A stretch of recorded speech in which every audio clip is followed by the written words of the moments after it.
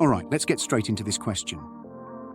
The senior manager needs to know about the status of the European Court of Justice, or ECJ, judgments prior to Brexit.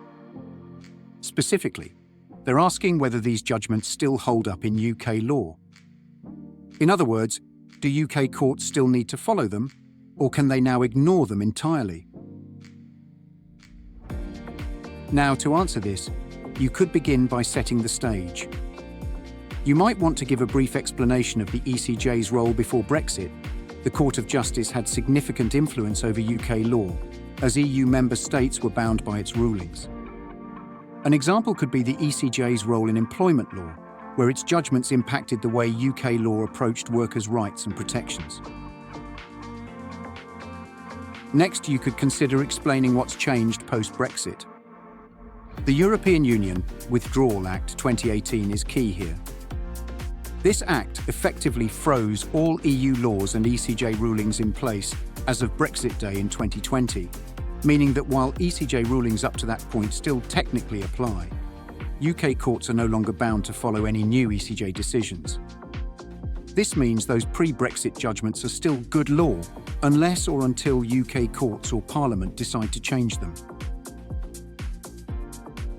You might want to think about providing an example to bring this to life.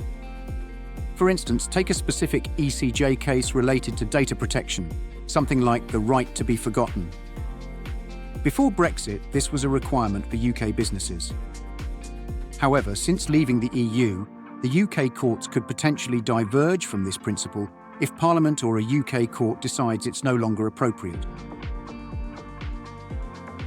Now remember, while we're offering examples, you'll need to research and reflect on how this applies to your organisation or one you're familiar with.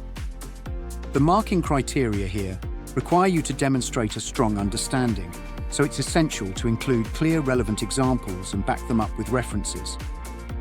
You should be aiming for excellent in-text referencing to case law, legal commentary, or relevant texts. Finally, check your work for grammar and spelling.